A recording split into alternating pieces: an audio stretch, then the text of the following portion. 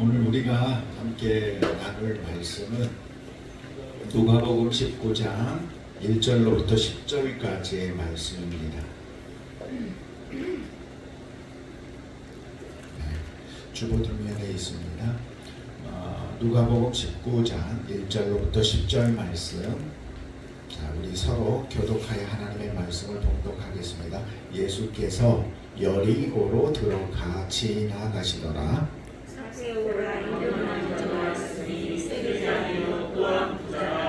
그가 예수께서 어떠한 사람인가 하여 보고자 하되 키가 작고 사람이 많아 할 수 없어 앞으로 달려가서 보기 위하여 돌무화가 나가니 이는 예수께서 그리로 지나가시되 됨이로라. 예수께서 그곳에 이르사 쳐다보시고 이르시되 삭개오야 속히 내려오라. 내가 오늘 내 집에 유하여야 하겠다 하시니 급히 내려와 즐거워하며 영접하거늘 무사람이 보고 수군거려 이르되 저가 죄인의 집에 유하러 들어갔도다 하더라. 삭개오가 서서 주께 여짜오되 주여 보시옵소서 내 소유의 절반을 하나님께 주시옵소서. 만일 그것을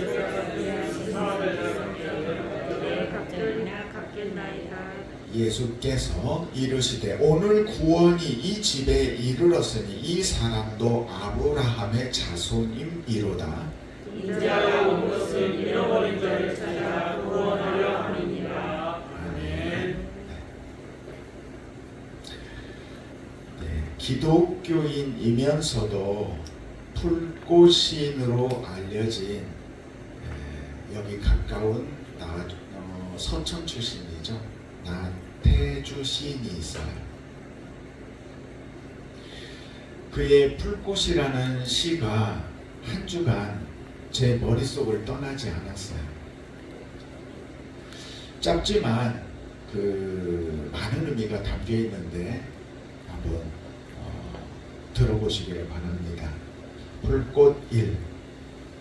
자세히 보아야 예쁘다. 오래 보아야 사랑스럽다. 너도 그렇다. 풀꽃이 이름을 알고 나면 이웃이 되고 색깔을 알고 나면 친구가 되고 모양까지 알고 나면 연인이 된다. 이것은 비밀. 풀꽃상 기죽지 말고 살아봐. 꽃 피워봐. 참 좋아. 어때요? 네. 저는 위로가 많이 되었어요. 옛날에는요, 우리가 조금만 떨어져 있는 지역에서 무슨 일이 일어난지를 몰라요. 그래서 그저 그냥 가까운 사람들끼리 치고받고 하면서 그게 전부인 줄 알고 우리는 살았었거든요. 근데 이제 시대가 막 바뀌었어요. 그래서 우리는 앉은 자리에서 전 세계를 바라다보고 살고 있거든요. 거의 무슨 일이 어디서 일어났더라 실시간으로 우리는 금방 알아요. 그래서 옛날에 일어날 수 있었던 계엄이 우리는 안 됐잖아요. 자, 그러면서 우리가 이제는 세계가 하나가 되면서 더불어서 무슨 일이 일어나냐면요, 우리가 몰랐던 사람들을 알게 돼요. 야, 저런 부자가 있었어? 아니, 저렇게 똑똑한 사람이 있었어? 그래서 정말 상상할 수 없는 부유함을 누리고 풍요를 누리고 정말 천재적인 모습들을 보면서 나는 왜 이렇게 초라해? 이런 생각을 하게 되더라는 거죠. 그래서 우리는 상대적인 박탈감을 느낄 수밖에 없어요. 그러다 보니까 자존감이 점점 낮아져요. 근데 우리 모두 안에는요, 인정받고 싶은 욕구가 있어요. 내가 이걸 다들 받고 싶어 한다는 거죠.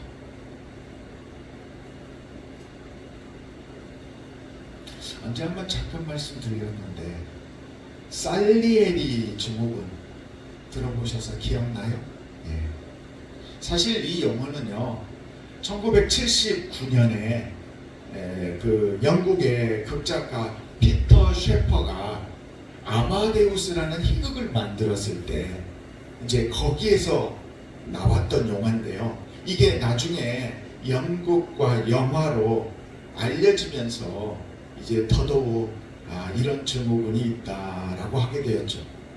그 희극 속에 나타나는 살리에리는 모차르트와 함께 살았지만 왕을 섬기면서 왕에게 즐거움과 음악을 선사하는 궁정의 최고 악장이었어요. 그러니까 그는 그 당대에 음악가로서 갈 수 있는 최고의 자리에 올라가 있는 사람이에요. 근데 그가 그 자리에는 올라갔는데 음악의 재능, 음악 천재적인 음악성을 가진 모차르트를 보면서 열등감을 느끼는 거죠. 그런데 또 다른 사람들은 말해요. 모차르트는 오히려 이 살리에리를 바라보면서 좀 열등감을 갖지 않았을까? 그는 늘 가난하고 어렵고 힘들게 그렇게 살아서 안정적인 직업도 없고 그런 상황들이었는데 어쩌면 서로 거꾸로 부러워했던 것 아닌가? 그러니까요, 잘 생각해 보세요. 자기가 이룬 그 업적과 자리를 생각해 보면 그것도 자신감을 가지고 살 수 있죠. 그런데 가만히 보면 사람들은요, 내가 가진 장점을 생각하기보다는 나에게 없는 상대방의 그 장점들을 보려며 부러워할 때가 더 많더라는 거예요. 그러다 보면 불행해져요. 평범함의 대명사가 풀꽃이에요. 풀이요, 꽃을 피워요. 그런데 그게 대단해 보이지 않아요, 사실. 그런데 나태주 시인은 그 풀꽃에 의미를 부여했어요. 첫 시작부터 대단하지 않나요? 자세히 보아야 예쁘다. 자, 이 말을 생각해 보세요. 자세히 보지 않으면 어쩔 수 있다는 거예요? 예쁘지 않을 수 있다는 거예요. 우리가 스쳐 지나가거나 소홀히 바라보면 그 예쁨을 못 본다는 거죠. 그런데 또 예쁨이 없다는 거예요? 있다는 거예요? 예쁨이 있다는 거예요. 그 예쁨이 있는데 다만 좀 자세히 보아야 보인다는 거예요. 없지 않다는 거죠.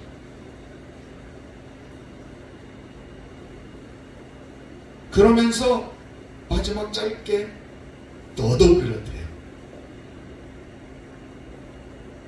그 말은 무슨 얘기예요? 이 시를 읽고 있는 독자가 당황스러운 거예요. 내가 들 곳이야? 나도 그렇다고? 나에게도 아름다움이 있다고? 가만히 있어. 내가 그랬나? 내가 나를 자세히 안 보았나? 이런 생각을 하게 되는 거죠. 근데 이 시가요, 매우 성경적인 것 같아요. 하나님의 마음을 잘 표현하고 있다는 생각이 들어요. 이게요, 정말 이 글자 하나하나가 의미가 있는데요. 너가 그렇다는 게 아니고요. 너만 그렇다는 것도 아니고요. 너도 그렇다는 거예요. 무슨 뜻이에요? 한 개인만 그러는 게 아니라 우리 모두가 평범한 풀 같은, 그런데 거기에서 꽃을 피우는 우리가 모두 다 아름다울 수 있다는 거예요. 하나님은 역사적인 획을 그은 사람들만 사랑하실까요? 전쟁을 승리하게 하는 영웅만 하나님은 위대하다고 인정하시는가요? 아니요. 하나님은요, 지극히 평범한 우리를 사랑하시고 인정하셔요. 자, 그 증거를 찾아봅시다. 하나님께 택함을 받았다고 말하는 이스라엘 민족, 하나님이 왜 내가 너희를 택한 줄 아느냐라고 말했어요. 택한 이유가 뭐였어요? 너희가 뛰어나서? 아니요. 너희가 지극히 작고 약한 존재여서 너희를 택했다라고 말씀하셨어요. 자, 하나님께서 인류를 구원하시는데 예수님을 보내셨어요. 모두가 존경받고 인정할 만한 왕궁에서 왕자로 태어나게 하실 수 있을 것 같은데 베들레헴 말 구유에서 태어나게 하셨어요. 왜 하나님은 그런 방법을 선택하셨을까요? 평범함 속에 소중함과 중요함과 아름다움을 하나님은 말씀하고 계시는 거예요. 하나님의 아들 예수님이 그렇게 우리와 같이 낮아졌고 평범해졌다라는 거예요. 복음이 주는 힘이 바로 그런 거예요. 별 볼 일 없는 존재인 줄 알고 살았는데 알고 보니 내가 그렇게 소중하고 존귀한 존재였어? 내가 그렇게 아름다운 존재였어? 라는 것을 깨닫게 되는 거예요. 그래서 복음을 받아들이면 그의 삶이 바뀌고 가정이 바뀌고 사회가 바뀌는 거예요. 그래서 우리는 하나님을 만났을 때 우리의 자존감을 회복하게 되는 거예요. 바로 이것을 알려주려고 예수님은 수많은 무리들과 여리고를 지나가는데 나무 위에 매달려서 자신을 바라보고 있는 삭개오라는 그 사람의 이름을 불러서 택해서 우리에게 보여준 거예요. 삭개오의 이름의 뜻이 무엇인가? 순결하대. 순결이라는 뜻이래요. 어울려요? 진짜 안 어울려요. 그는 키도 작았어요. 그는 세리장이었어요. 로마 시가 12만 명 정도 살 때 우리 군산의 한 반쯤 되겠네요. 그때 당시로는 엄청난 대도시예요. 거기에 비해서 여리고는 5만 명이 살았어요. 못지않게 경제의 중심지였고요. 이런 곳에서 많은 세금을 걷어들여서 로마가 유지되고 있었죠. 그곳에서 세리장이었어요. 얼마나 많은 돈을 걷어들였고 얼마나 많은 일들을 그곳에서 했을까요? 그런데 문제는 피지배인이에요.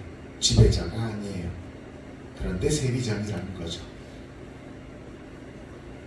그때의 평균으로요, 로마가 걷어들인 세금의 3배에서 5배를 걷었대요. 얼마나 많이 걷어들인 거예요. 그리고 로마의 대가 그만큼 낼 만큼 내고 나머지는 다 서로 나누어서 가졌던 거죠. 절대 칭찬받을 수 없는 직업이었어요.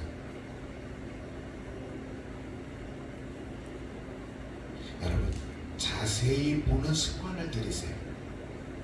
오늘 말씀을 들으신 여러분들은 이제부터 자신도 좀 더 자세히 바라보시고요. 여러분의 삶도 조금 더 자세히 바라보시고요. 하나님께 대하여도 좀 더 자세히 바라보세요. 쉽게 판단하지 마시고 한 번 더 곱씹어 보셔요.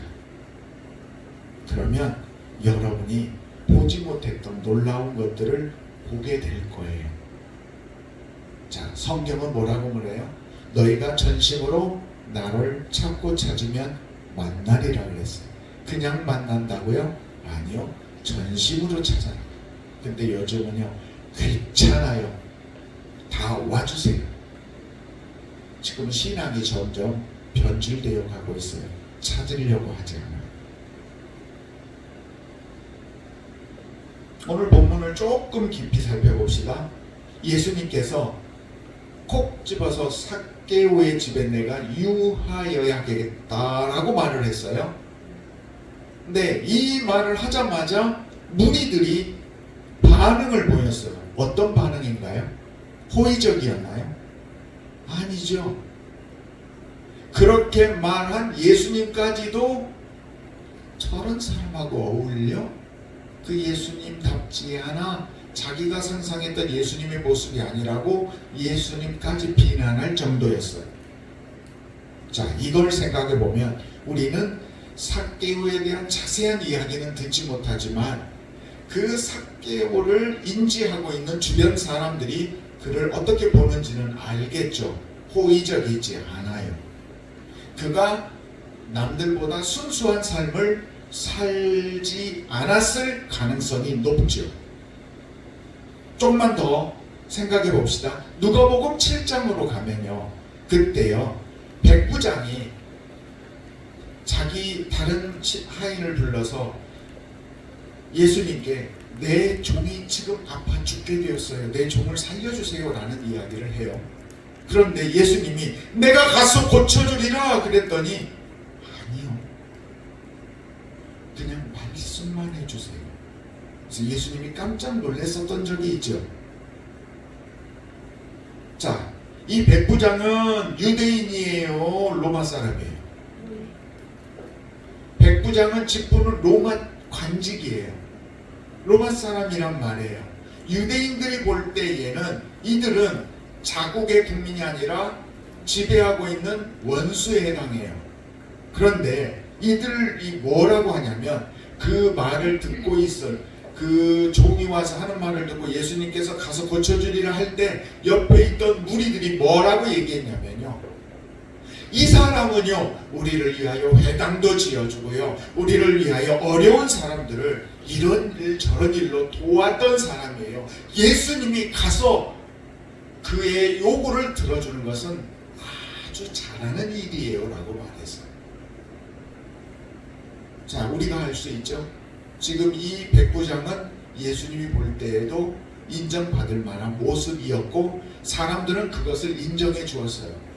그러면 똑같은 상황으로 보면 만약 삭개오가 이 백부장처럼 살았더라면 무리들이 싫어했을까요? 아니요. 백부장처럼 그를 찾아가서 그와 함께하고 하는 것이 좋았다라고 박수 쳐줬을 거예요. 근데 그렇게 하지 않더라는 거죠. 여러분, 우리가 겉으로 볼 때는 나쁜 사람처럼 보여요. 참 안됐다, 왜 저렇게밖에 못할까. 그렇죠. 에이, 저 사람은 내 삶에서 지워버리죠. 요즘은 그래도 되는 세상처럼 모든 게 빨리 돌아가니까요. 그런데 오늘 성경은 우리에게 아니래요. 좀 더 깊이 바라보래요. 더 오래 바라보래요. 그러면 그 아름다움이 보인대요. 예수님은 그 여리고에서 삭개오를 깊이 바라보셨어요. 자세히 바라보셨어요. 오래 바라보셨어요. 그래서 그 무리들이 보고 있지 않는 다른 관점, 자기가 돈을 모아보고 명예를 누려보아도 채워지지 않는 자신의 빈 가슴 때문에 예수님을 만나보고 싶었고 그분이 하는 말씀이 무엇인가가 궁금해했던 그 아름다움을 예수님은 보시고 오늘 내가 너의 집에 유하겠다고 말씀하셨던 거예요. 그게 맞아 떨어지니까 삭개오가 바뀌어요. 내가 가진 재산의 반을 나누어 주겠습니다. 내가 혹시라도 남의 것을 속여서 취한 게 있다면 4배로 갚겠습니다.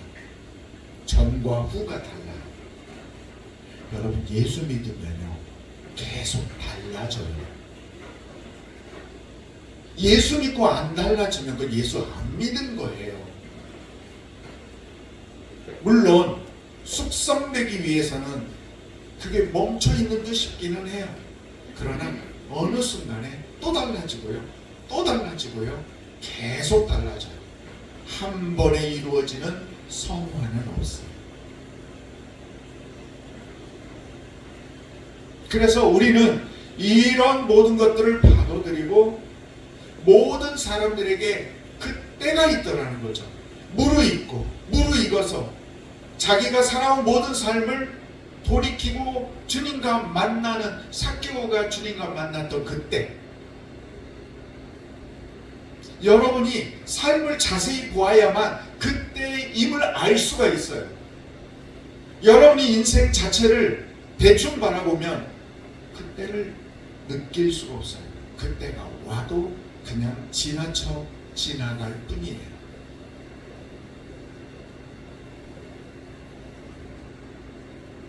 나태주 시인이 너도 그렇다라고 말한 것처럼 우리도 삭개오와 같이 아브라함의 자손이 되었다라고 말하는 주님의 인정함을 받을 수 있게 되는 거예요.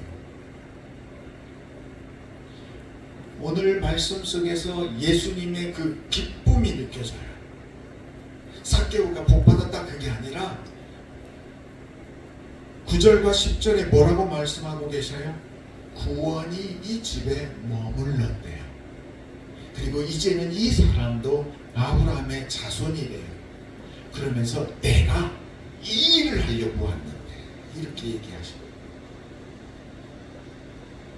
예수님은 계속 요한복음에서 내가 길이요 진리요 생명이라고 선포하셨어요. 삭개오는 그 예수님을 만났어요. 그리고 그 예수님으로 인하여 기뻐하고 채우고 그 인색해지는 삶에서 베푸는 인생으로 달라지게 되었어요. 여러분, 주님 만나셨죠? 구원의 확신 속에 있죠? 그럼 이제 어떻게 살아야 돼요? 베풀고 나누면서 여러분 자신 안에 있는 그 아름다움을 발견하면서 살아야 되지 않겠나요? 하나님은 우리를 자세히 지금도 보고 계셔요. 우리의 머리털까지도 다 세심화되었다라고 성경은 말하고 있어요. 그러니 이제 우리도 소홀했던 그 눈을 주님께 향하고 주님을 더 자세히 보면서 살아갑시다. 삭개오가 자신의 그 세리장의 지위까지 다 버리고 모든 사람들의 구경거리가 될 수 있는 나무 위에 올라가서 주님을 바라본 그 열정을 우리가 다시 회복해야 되지 않겠습니까? 그럴 때 아브라함의 자손이 되는 은총이 있는 거죠. 제가 한 주일 동안 떠나지 않았던 이 시, 이번 한 주일 동안 여러분의 마음속에 떠나지 않았으면 좋겠어요. 그래서 다시 한번 읽어드릴게요. 자세히 보아야 예쁘대요. 오래 보아야 사랑스럽대요.